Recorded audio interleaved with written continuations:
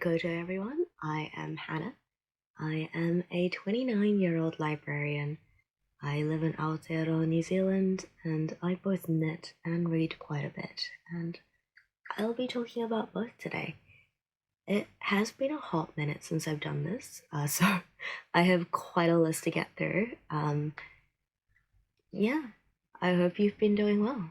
I'm just gonna pop into it, so I might go through everything in reverse chronological order, just because that's when I started recording stuff in Ravelry. Like, it's just so.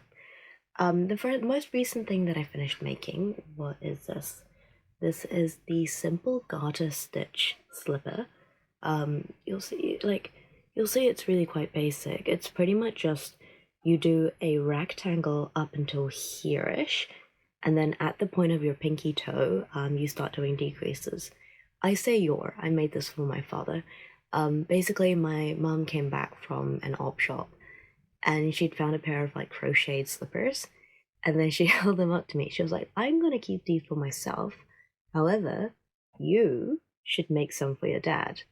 And so I indeed did make some for my dad. So I'll just show you. It does ask for, the pattern asks for contrast crochet stitching as a bind off. This is the second one that I made, because when I did do the contrast stitching, I did not like it. But this is, I always really enjoy learning something new in patterns, and for this one, it calls for what I believe is Judy's magic loop. It's pretty much just like the magic loop in crochet, in that it produces a seamless cast on. The technique itself is, because this is the cast on edge.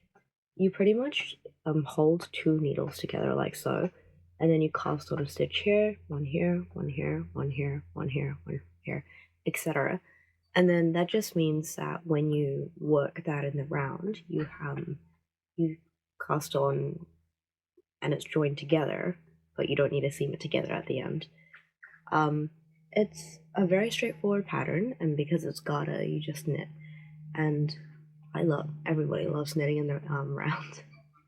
It is one of God's great joys, I believe. But yeah, this was knit in an alpaca yarn that I got on clearance at the Ribbon Rose. I did buy this yarn with the intention of making something for my aunt in Korea. But it's very soft, but it's also a very drapey fabric, and that's not something that I tend to go for so much, because when I knit, I tend to prefer, I like doing color work, for example, or I like doing cables, and this kind of drapey yarn, I find that it doesn't hold up so well. And also, it must be mentioned, it is quite a chunky yarn, so I believe, and this was knit quite tight as well, so I believe it is 14 ply, chunky weight, and I, as a rule, tend to go for like 4.4 millimeters, 4 millimeter needles max. So it's because of the combination of the drape of the yarn and perhaps its thickness, it's not something that I have veered for so much. However, in this case, because my dad and I are both very particular about like what we can stand to have on our skin, and I was just like, if it's something that he's going to be having next to his skin directly, I really wanted to give him something very soft and that wouldn't scratch him or feel itchy. This yarn, because it's very soft and because it's quite it's not very densely dyed, I do imagine that it will pill quite a bit. So I'm thinking, even now, as I was knitting it, I was like, I'm pretty sure if he walks around in it, the bottom of the soles are gonna wear out quite a bit. And so I was thinking after a bit, I might darn the entire sole of the slippers. And so just so it creates a thicker fabric that may even felt together over time, maybe, because that would definitely help it not wear away. Another thing that has to be mentioned with regards to the just a yarn that I chose, and it's fit for purpose. That's such a corporate thing to say. Is that because the yarn itself is very baggy, it has created a slipper that isn't quite like as structurally sound. Like it doesn't have structure by itself, and so I imagine that when you put these slippers on, they may slide off a bit. And so because of the yarn, because of the fact that I've essentially made fluffy bags for my dad's feet, I don't think it's very fun. I don't think it's very easy for him to walk around with and keep them on. So that's just stuff that I would keep in mind for next time. He does assure me that he is finding them very nice and warm, which I am glad to hear. But yeah. Yeah, very quick project, probably finish that in an afternoon. It's yeah. I think if I were to make slippers again next time, which I must be honest, I don't enjoy knitting accessories, I tend to prefer bigger projects. I'd probably crochet it just to have that thicker fabric. Yeah. It suddenly occurs to me, because I very much got into knitting podcasts, which I haven't watched for a while, I must admit. I very much got into knitting podcasts and started enjoying and even attempting to make my own content on this because of the Gentle Knitter. The last episode that I watched, she was having some health issues, so I hope she's doing well. I think I've said a message of this kind, or thought it at least every episode that I myself have done. I had more, I've just deleted the bulk that I did because I wasn't too happy with the content before, the quality of the content. But, moving on to my own content, so you'll just see that I have a list. I will next talk about the Darling sweater. That is the sweater that I'm wearing right now. I'll just take a step back and try to show you the entire thing. So you'll see that it ended up being quite cropped.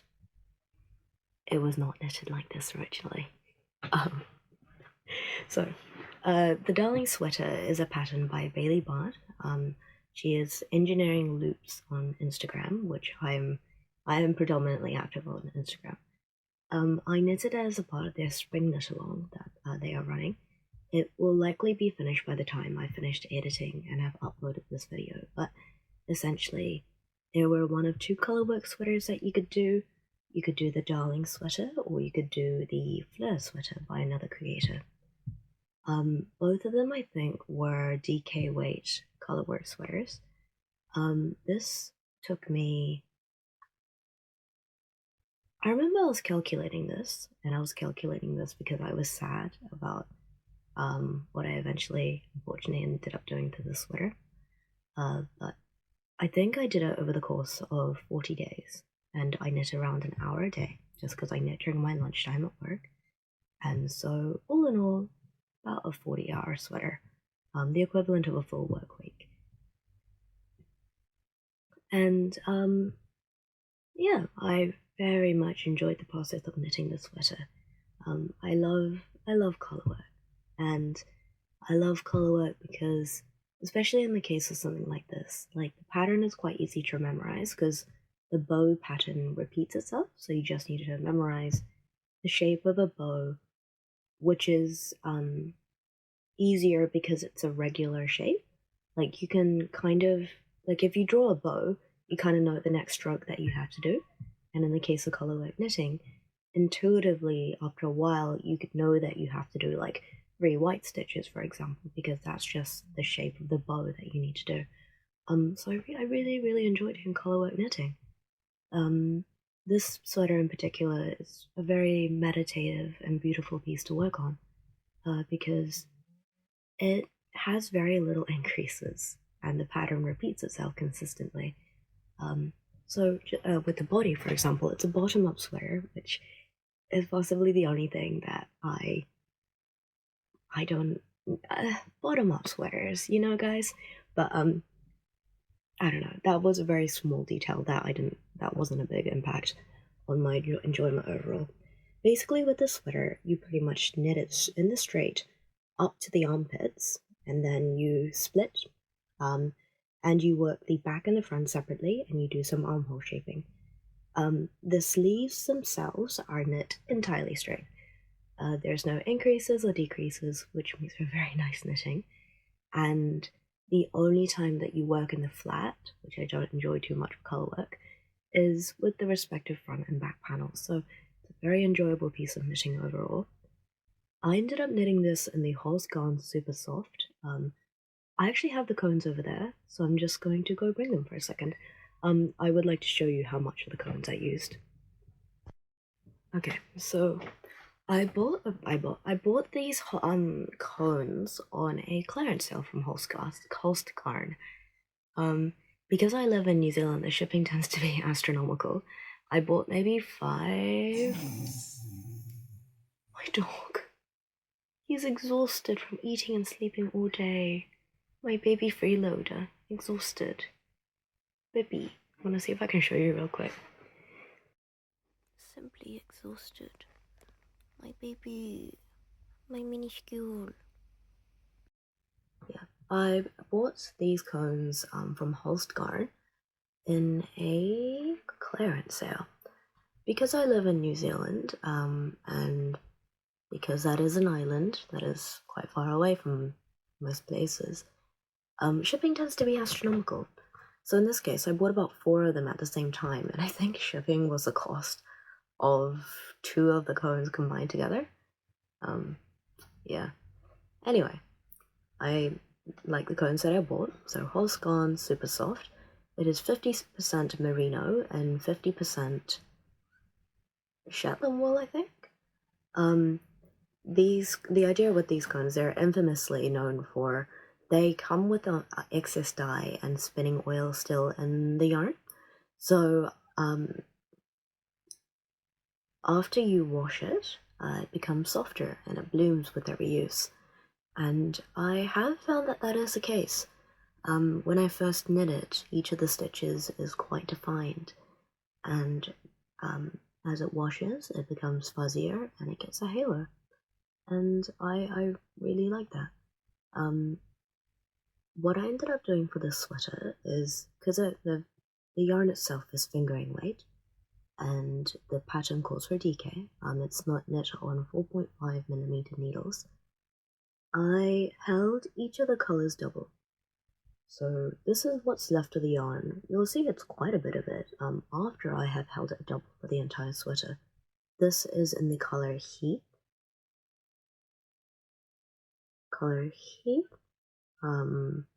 And you'll see that it's very beautiful. I really love heathered shades. So in this one it has the predominantly the willow green, and then it has little specks of blue and yellow, and brown as well. So I really love me a heathered color.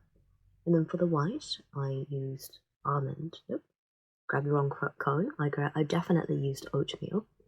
But this is approximately about how much of the oatmeal I had left as well. So you'll see I do have quite a bit left. And I reckon it's definitely enough for another full length sweater.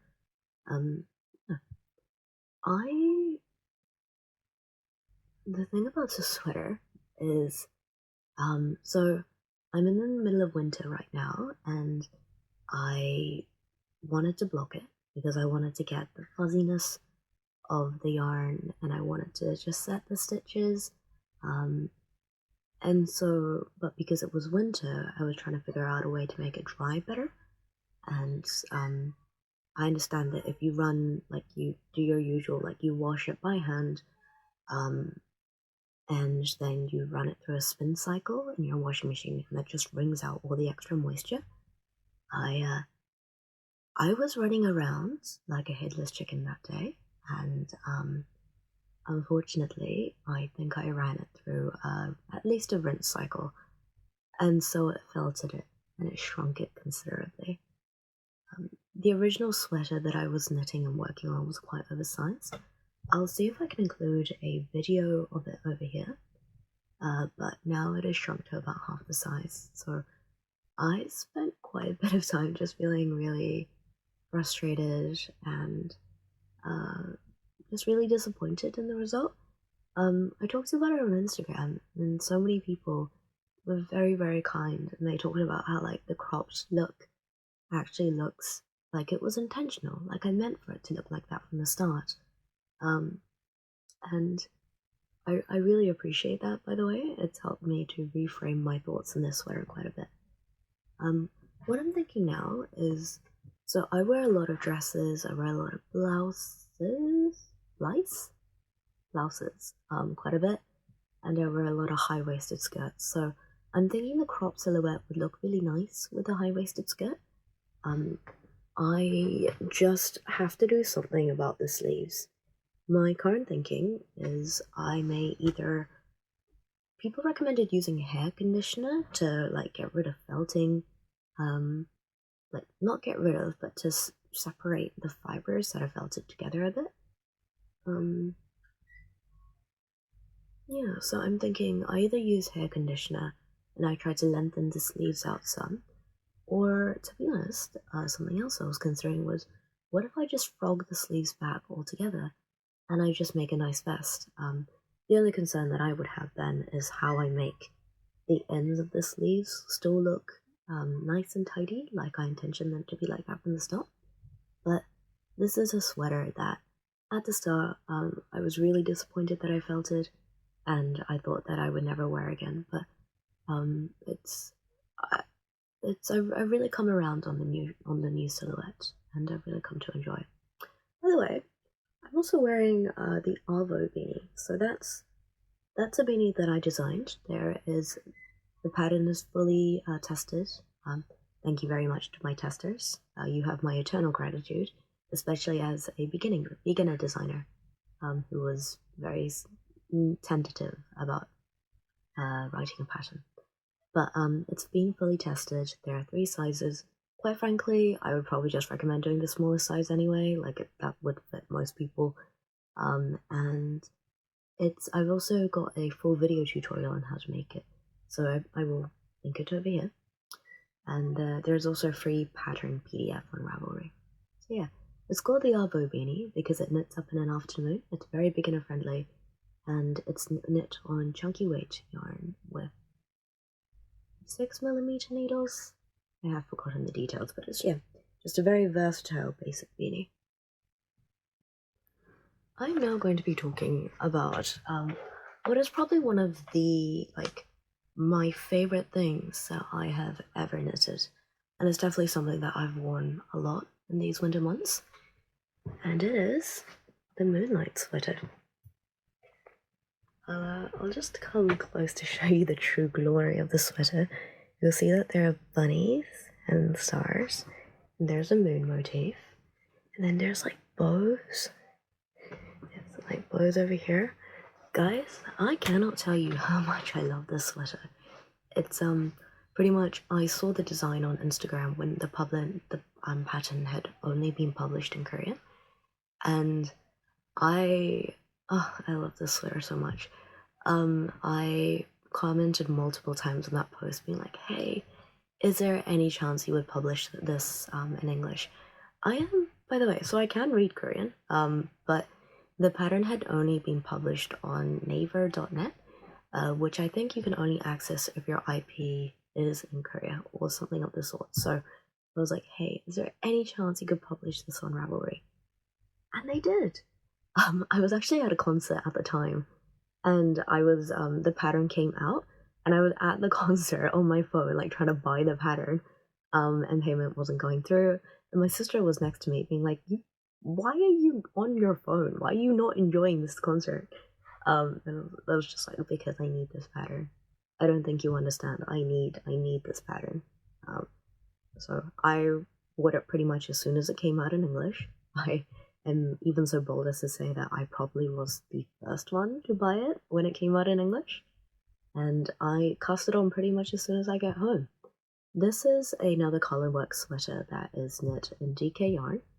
I think it was knit on 4mm needles, and I also used a Holst Garn Supersoft for this, for the majority of the sweater. The brown is 2 strands of the Supersoft in the color cinnamon, and then the white is 2 strands of the color oatmeal. I have enough of the brown to knit a full sweater, I think, in fingering weight, because yeah, I think I could make another sweater from it. The other colors it ended up being a bit of a hodgepodge because I just used what I had in my stash, and I used whatever colors I thought would work well. So just for the yellow of the stars and say of the moon motif, I ended up using BC Garn Bio5 in the color wheat. And for the red, I used, it's a color Ember, and I think it is also BC Garn Bio5. Yeah. For the green, at the start, I used, it was Heath, the Supersoft from the sweater earlier, but it didn't show up too well on the jumper, so I ended up using, let's see if I can show you actually. So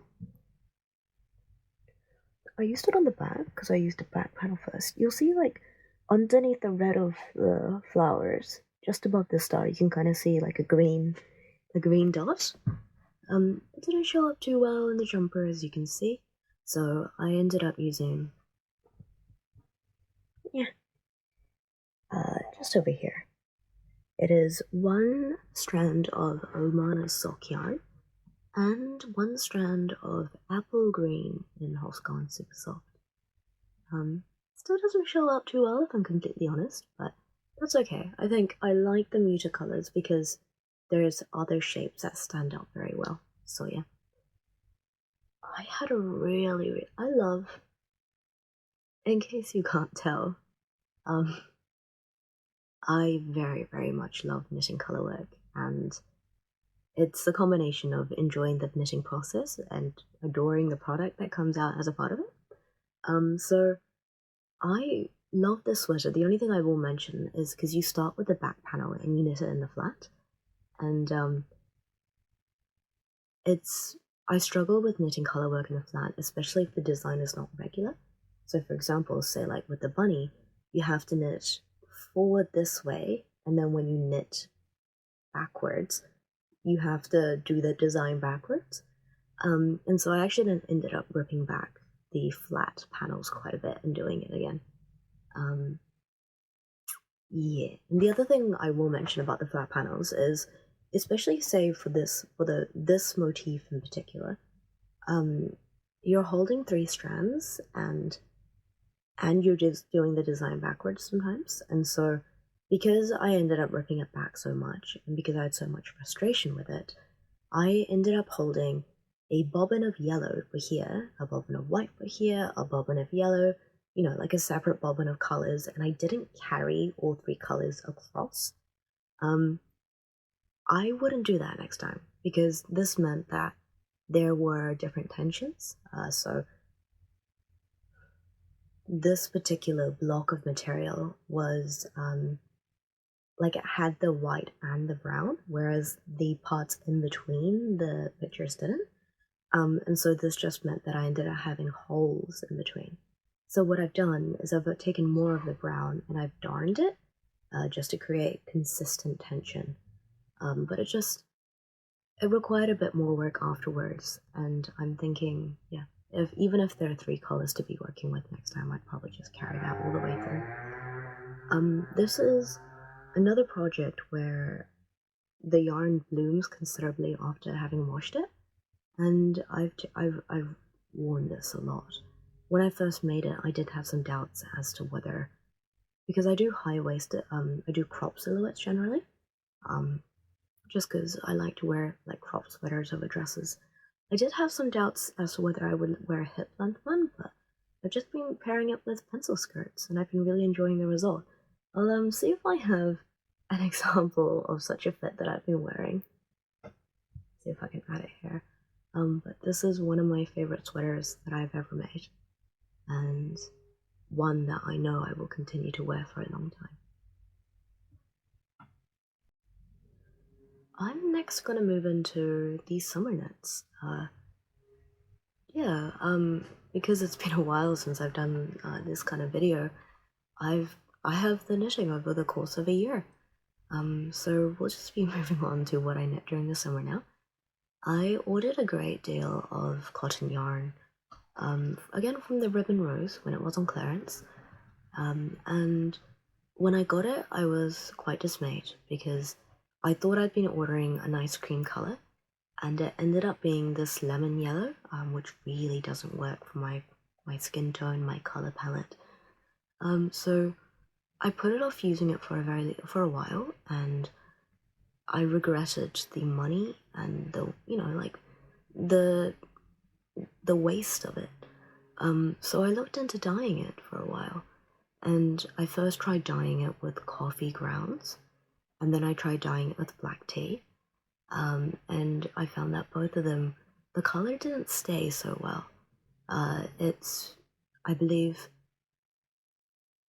it very much felt like the two of them were like a stain as opposed to a dye.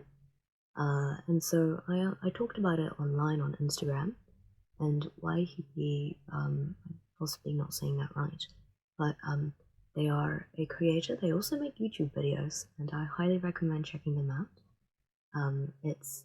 They make the kind of content that I personally really love. It's the kind of long form YouTube video content that really got me into watching like crafting YouTube videos for a while. And they actually do a lot of videos on dyeing as well, but they recommended flax harakiki, just because it doesn't require a mordant, and it's the dye is potent enough to stick to like plant fibers, which I find take dye differently and perhaps less well to woolen ones, animal protein fibers. So with the harakiki, I googled this on how to do it, so I took advice from the wisdom of these people over here. I laugh because I don't know how I'm gonna link them, but I'll see if there's any way for me to edit and add the web pages over here. And I also watch YAP's videos as well, but basically what you do is you gather the fresh seed pods, and so they haven't dried yet, they still have moisture to it. They're still fleshy isn't quite the right word, but like it's not dried out. And you chop them up and you put it in water, and you're essentially fermenting these seed pods. And for me, it created a foam. It created a very dark brown liquid, and then I strained off the solids. I put them in the compost, and I boiled the fiber in this resulting dye. And the first dye bath produced a very dark, almost grey brown color, and that was the Kuutar Top. And then with the leftover dye liquids, I dyed the Liora Cardigan, and that produced a kind of more light brown fabric, which is what I was hoping for in the first place. I'm very much pleased with the results of both dye experiments. Like, it was just really fun. It was really interesting learning about this and giving it a go. I understand that if you pick seed pods in a different time period, or like in the different point of their maturity or their growth, you get a different color. And I imagine variations of the harakiki would produce this too. So I think I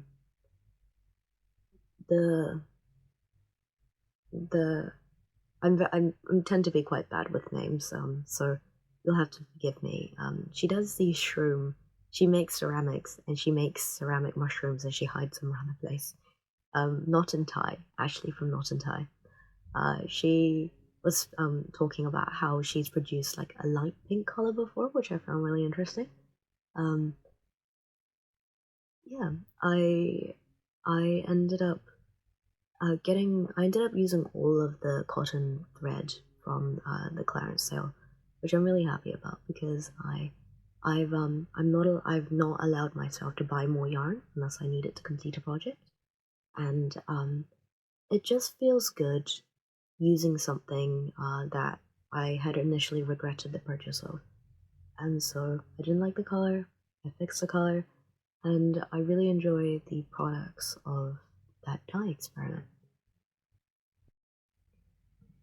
I don't have the Kuutar Top with me, just because I think my mother has it.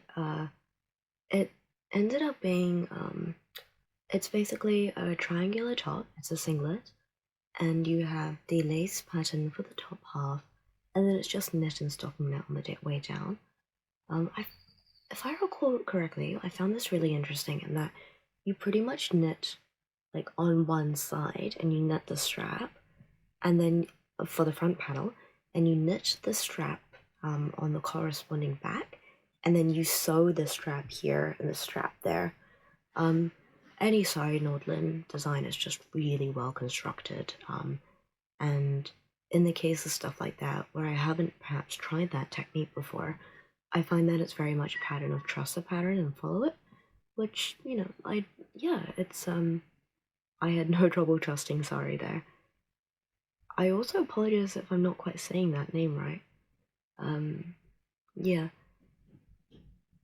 I think there's someone on Instagram when I was tagging the Kuutar Top and I was just seeing what other people had done. Someone had knitted that for their wedding, which I thought was really cool. They used pure silk for the thread, I think. I think they used the knitting for all of one, but it's just really interesting. My dog, my baby. I was also watching this, one of my things that I just, hello, my baby. My baby. I was just watching over what I'd recorded, and I noticed that one of my neighbors is running a chainsaw or something, and you can kind of hear the vibration in a faint fuzziness in the back. It's not terribly disruptive, but I am still going to see if I can edit it out, and yeah, I hope I am successful in that. But the other project that I knitted with this cotton yarn is the Liora Cardigan. That one is the first lace work project I've done in a while. Just because, I am mentioning these from reverse chronological order. That one again, you do the back panel and the flat, you pick up for the shoulders, and then you knit in the round for the body, you pick up on the sleeves, and then you knit straight down. Once I had the lace pattern memorized, it was alright. Okay. Forgive me, I think you do the back panel from the bottom up. I remember because you start with ruffles, and so you had to do almost like German short rows to get the ruffle effect. And I had to rip it back a few times just to get that right. But yeah. It's once I had the lace pattern down, I really enjoyed it.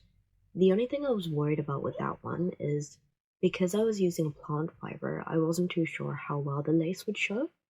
Because you can't really block out plant fibers the way that you can like wool, for example. But because the pattern itself has, like for the sleeves, for example, they are relatively close fitting, and so when I put my arm in them, it stretches it out so you can see the lace a lot more. And just because the pattern has bobbles, it shows the pattern up quite well. That pattern, that cardigan I ended up wearing to Laneway, which is a music festival. Chapel Rome was headlining for that. And my friends handmade these gesture costumes, and I'll see if I can add a photo here, over here. But they got so many compliments on theirs.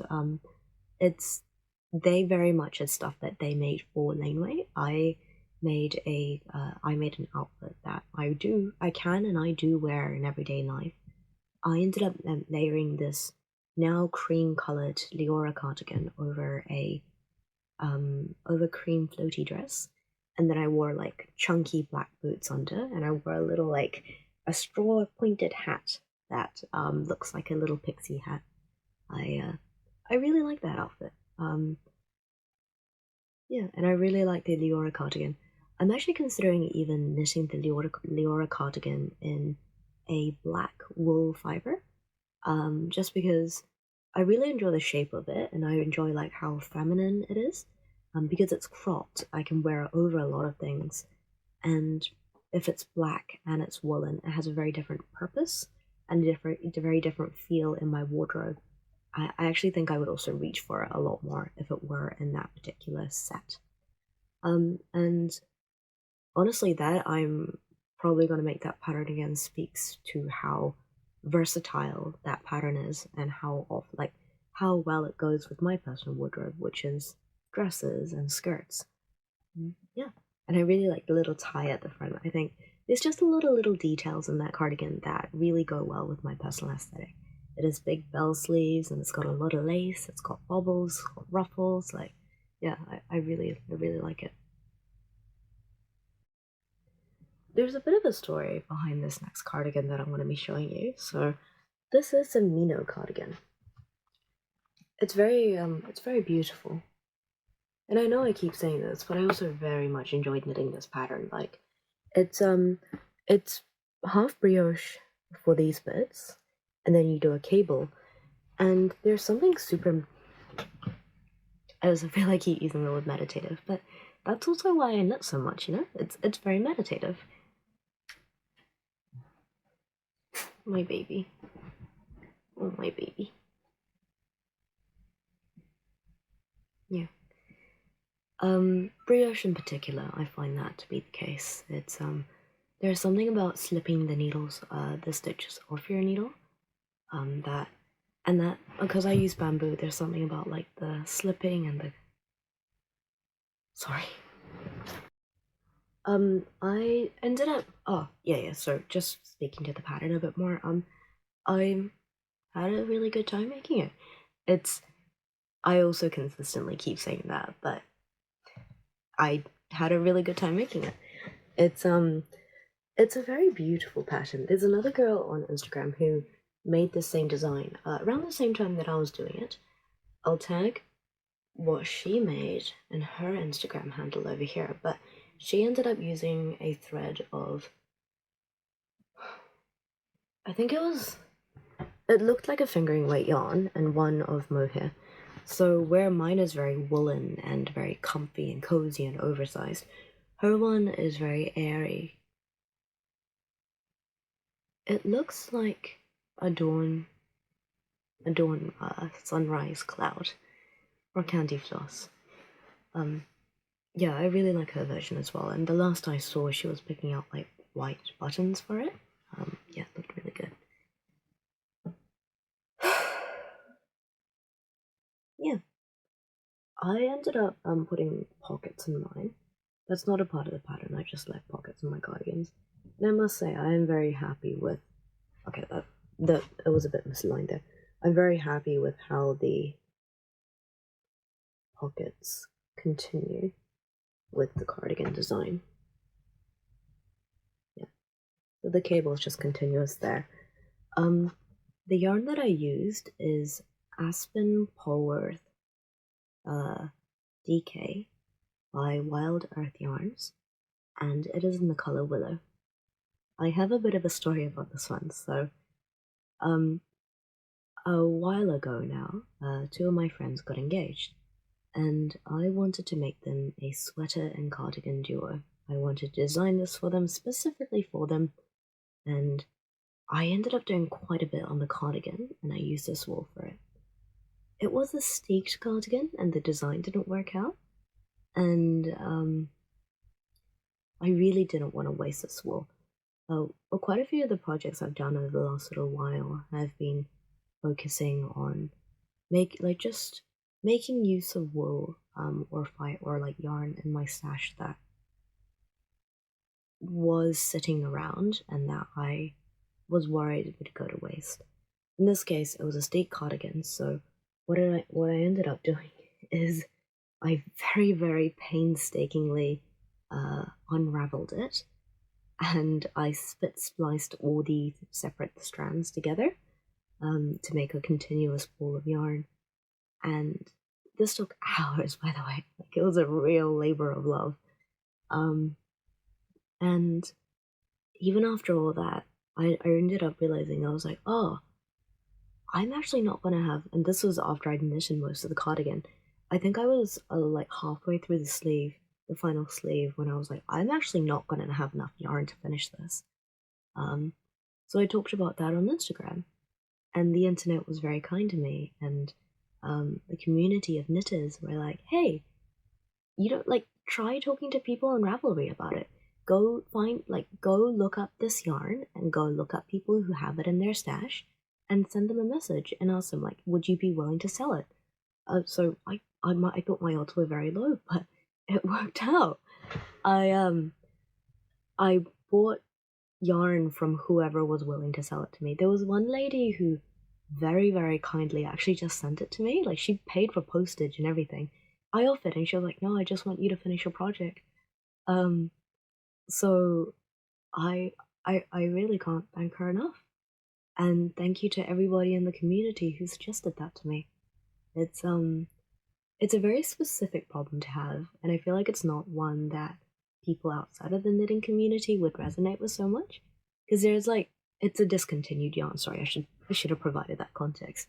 They make the yarn, but they do not sell it in this color. This very beautiful willow color. This is my favorite kind of green. And there's a particular frustration to almost having finished a project, but not quite having won that yarn checking game. And yeah, it's thank you, Ravelry community, for helping me see that through. I'm very, very grateful for that one. Thank you very much. The next couple of items I don't have on me, so I will be including photos. But basically, let's see, my little note. I made another summer item, the Smiling Honey Top. It's a free design on Drops Design, and include a photo over here, I guess. It's I ended up using a hemp yarn for this. I bought this from Briar Patch, and at the time, they were meant to have an episode on Country Calendar, which is like a TV show in New Zealand that kind of highlights the work and lives of our farming folk. And it's been going for 60 years. Like, it's a real classic in New Zealand culture. But they were meant to have an episode on that. It was postponed, and they had planned their online shop around this episode. Like, they anticipated that when this episode was released in winter, there would be an influx of yarn sales, and it was postponed till summer, which is when there are less. Like, people just tend to buy less yarn, and they were having, like, because they anticipated something that didn't happen, they ended up having storage issues, and so they just like, they were like, hey, if you guys can help out, would really appreciate it. So I ended up buying this hemp yarn in a very beautiful, rich garnet color. That kind of very dark red is one of my favorite colors. And again, because it is a plant yarn, I did wonder how well lace would show up in it. It turned out alright. I struggle more somewhat in that because it's a DK plant fiber, it turned out a little bit, the fabric turned out a bit bulkier, and because I wanted to tuck that singlet into a high-waisted skirt, it just adds a bit more bulk at the waist than I was hoping or thinking that it would. So I don't tend to wear that so much. It's my mother has purloined both this top and the Kuutar top, actually, so it's good to see some wear that I probably won't give it. Yeah, whipped it up real fast. It's a singlet, you work it up from the bottom up, and yeah, you just work it in the round. Nice straightforward free top. I made the Lineage Shawl.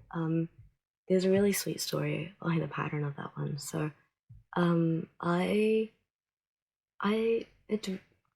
one of my colleagues at work, she's also a very big knitter, but she'd borrowed the 52 Weeks of Shawl book from Lynn, and she came up to me and she was like, I saw this and I thought of you.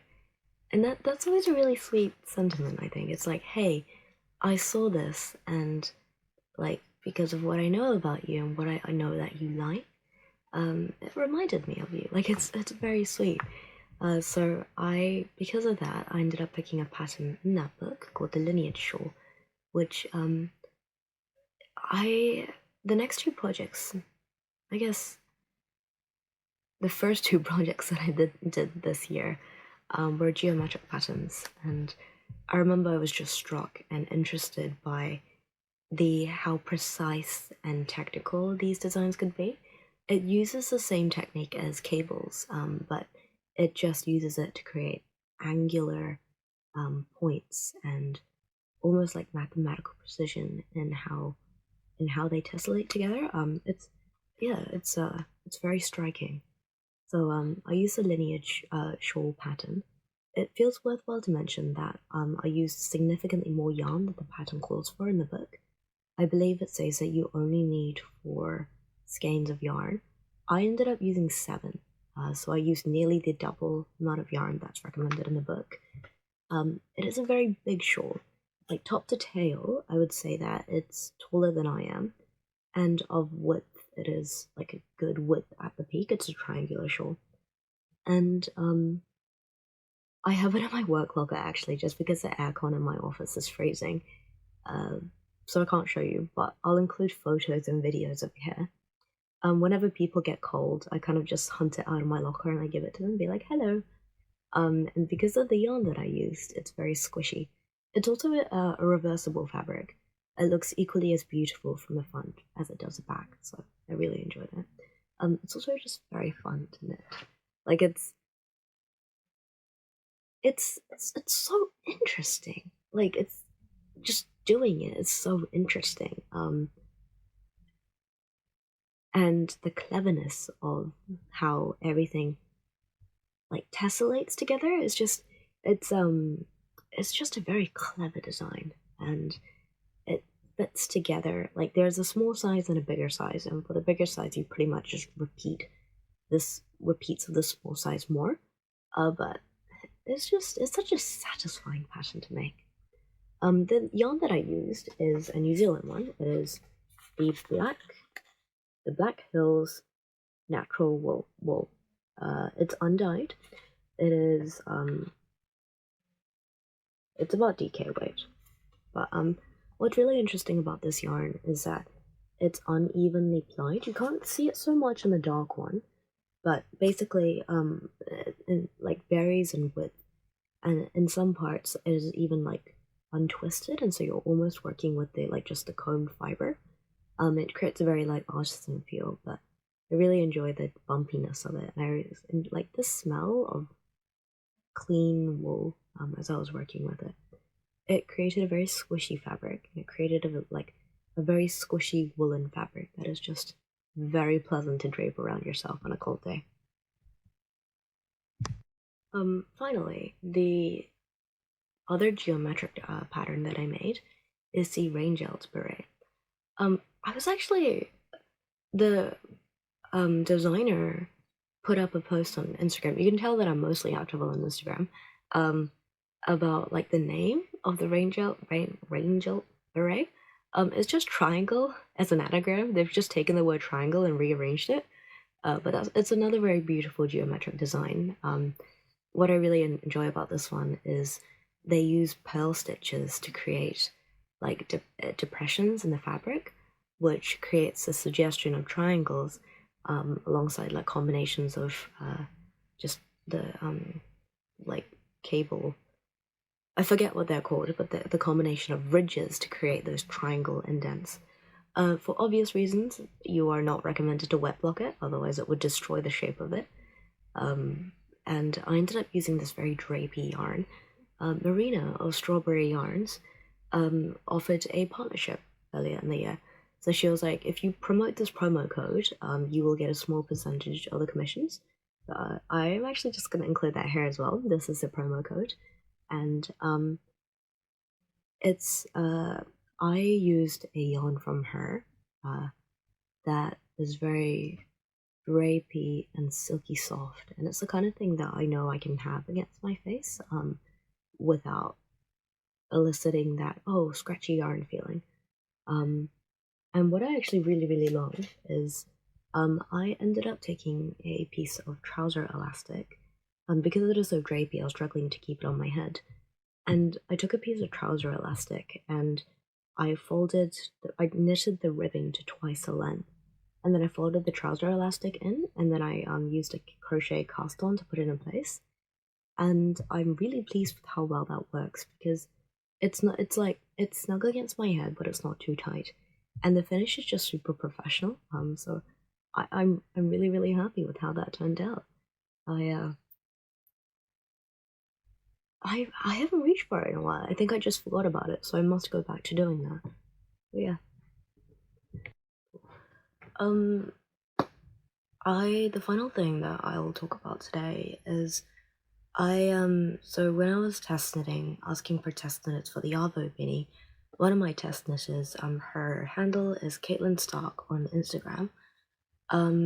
She mentioned that she was making her own knitting pattern, and she asked if I would test knit it. I was like, yeah, of course. So this was the medium Easter egg. As I was knitting it, I remember distinctly thinking, like, this is bigger than I thought it would be. And the purpose of it is because other knitting patterns on Ravelry are, like, I think they were a choking hazard. I think she has young children, so she was just like, this just fills that gap. It requires... sorry, forgive me. It requires... I use scrap yarn for it. I don't quite recall what size needles. But yeah, it was nice, quick, easy knit. I stuffed it with felted remains of a hand-spun skinny yarn that I accidentally felted together. And yeah, it was really fun. It was really... anything small is like that small, you can knit up in a couple of hours, so it's quite nice, like just the satisfyingness. I use that as...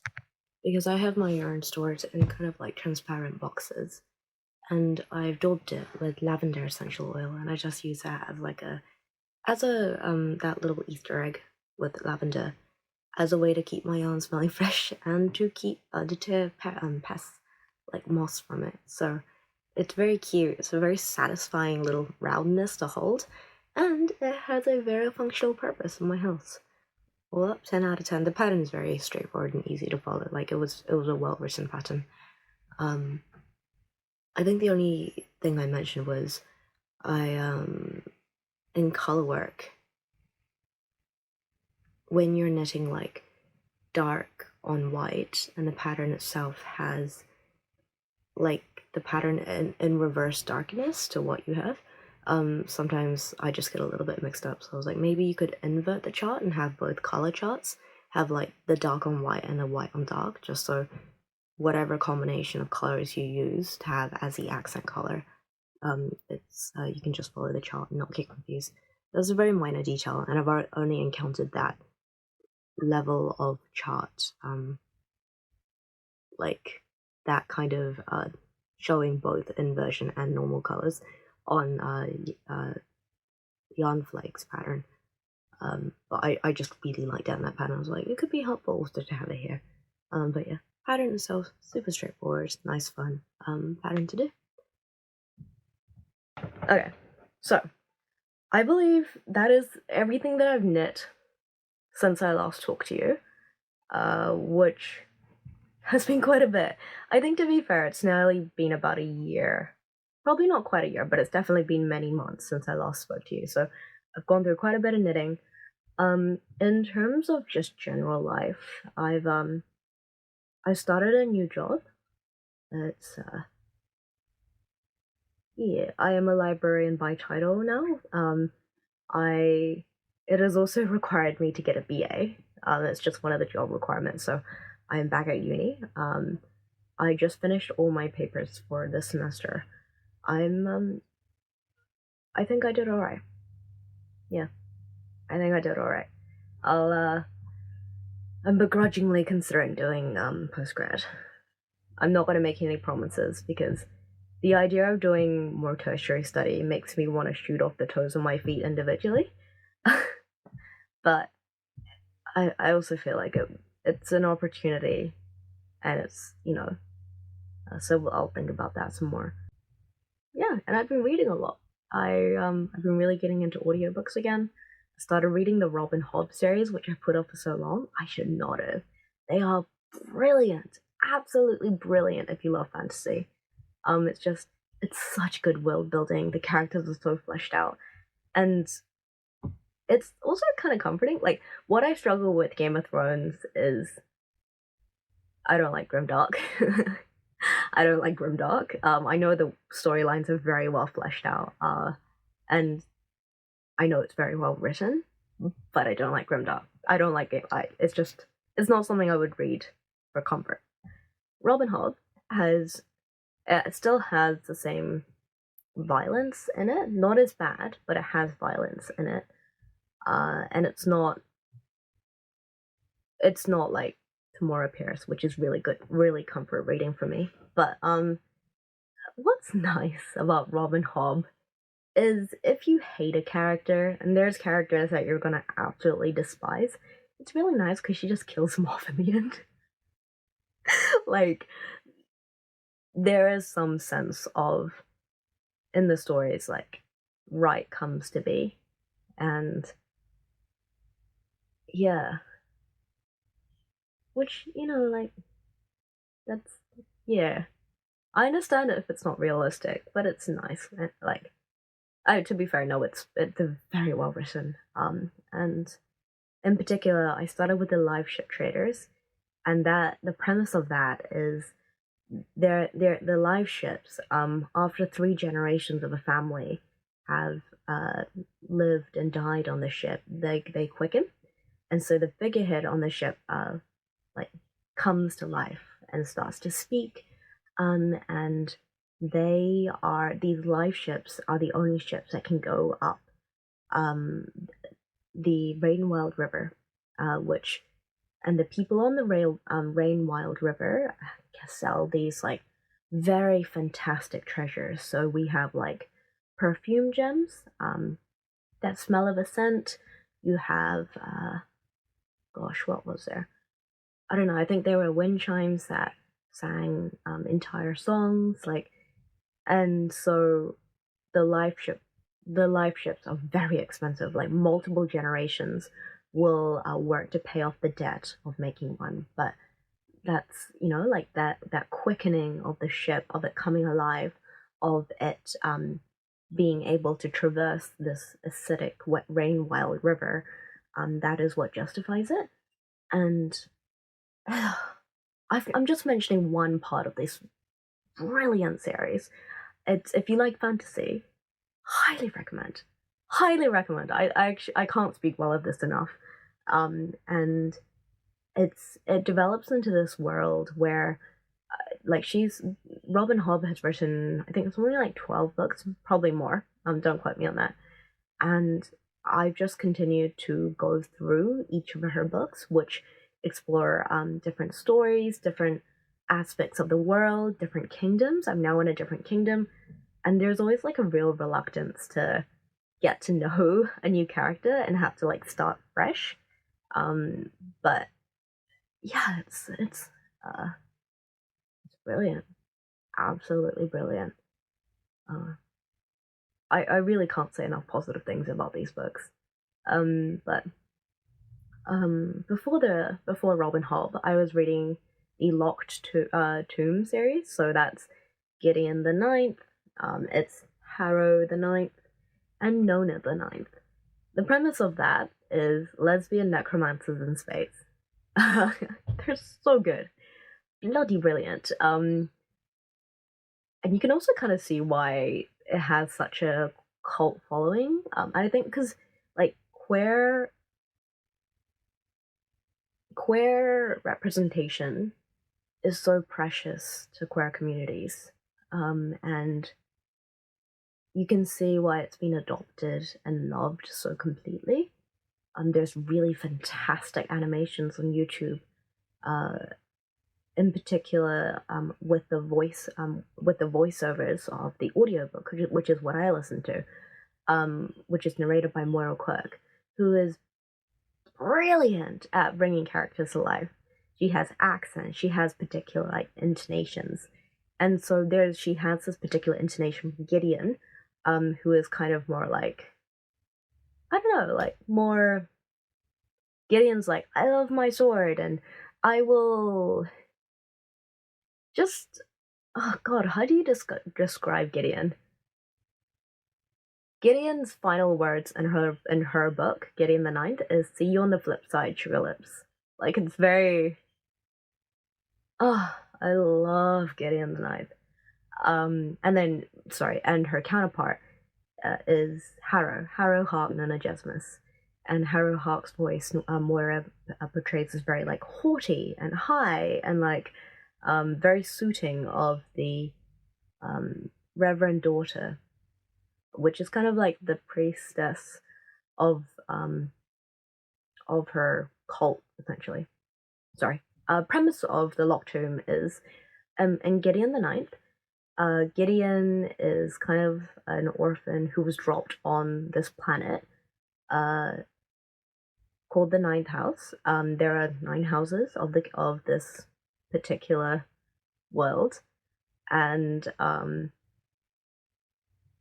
the Ninth House is populated by nuns, and kind of like a cult, really, and skeletons that have been brought to life, and at the head of this, like the priestess of this cult, I guess, is the Reverend Daughter, Harrow Hark.knit, who is a necromancer.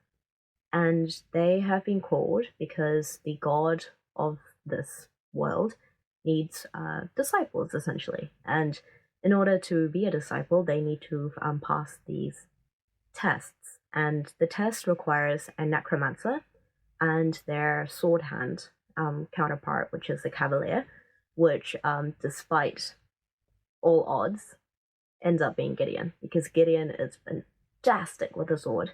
And so these begrudging, they hate each other. This duo go to the site, the house of the god, I guess, to try to pass these tests. The first book, it's like in anything where you have to learn a new world, like it's so slow to get through. Getting through the world building, learning the world building takes ages, but it's really worth it. I'd say the first half of Gideon the Ninth is really slow because you're trying to get to know everyone. I recommend the audiobooks in this case because it helps you keep track of the characters and it really just brings it to life. And then like it just falls together so well in the second half of the book, and stuff that is mentioned in the first book builds up and clicks into place over the second and the third. I'm going to take a second to briefly mention Palamede Sextus and Camilla of the Sixth House. They are my favorite. And there's this one little not quite speech but thing that Palamede says to Camilla about like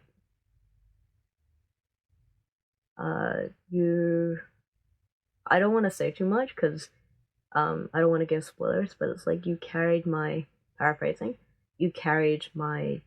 debt, or you took the odds for me when I gambled. Oh, I had chills when I read that for the first time. And it's just, that is a build-up and a summary to everything those two have gone through in the first book, like the storylines before that, and it's just written so well. It's so well. Also, Tamysn Muir is from New Zealand. I don't know this until the third book starts mentioning like Christchurch of all things. Yeah, and like someone calls the main character Nona like Harry McClary, and it's just like, it's so bizarre to see these very specific Kiwi references in what ostensibly has become a necromantic, very sci-fi driven world. Like, it's full of cults and ossified nuns and stuff. Like, it was. But I loved the Locked Tomb trilogy. I read more books, but I feel now is probably not the time to be yapping. I mean, because I've been going through authors, like I start a new author, I go through everything they've written, and then I mourn when there's nothing further for me to read. The author that I read before this was nonfiction. It is David McCullough, an American historian. He's won multiple Pulitzers, I believe. But so I read works about Roosevelt. I really enjoyed his work on Truman. And the first one that I read was about the bridge. I can't remember. The Great Bridge. All of these I listen to as audiobooks, but I do have the physical book of the Great Bridge in here somewhere. He's fantastic at bringing these historical figures to life. I would probably recommend the Wright Brothers as the first book to start with, from this person, to be honest. Like, I really like how he brought to life these just very entrepreneurial, diligent, upright brothers.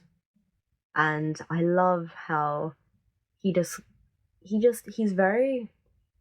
a man rooted in the historian, forgive me. The historian writes in a way that you can tell is very focused on the person, and he tries to understand, like, just describe them as a person and not a historical figure. You get a sense of Wilbur, the older brother, and you get a sense of Orville as a person, and just the ways that they interacted. Like, it's the perseverance that it took to bring into this thing that no one thought could happen, like bring into being these flying machines that were ridiculed, and everyone thought the brothers were insane for, like, just ridiculous for trying. And the ways that they tested to make sure that what they could come through on their word. Yeah, like, remarkably written. And there's this one, the final ending to that book. So when the brothers are together is when the two of them and their father and their sister. Oh, what I also really enjoy about David McCullough is he fleshes out the women as well. And so for example, in the case of the brothers, he describes their mother and how maybe they got their tinkering talent from their mother, and he talks about their sister, who comes to care for Orville. Like, it's women didn't have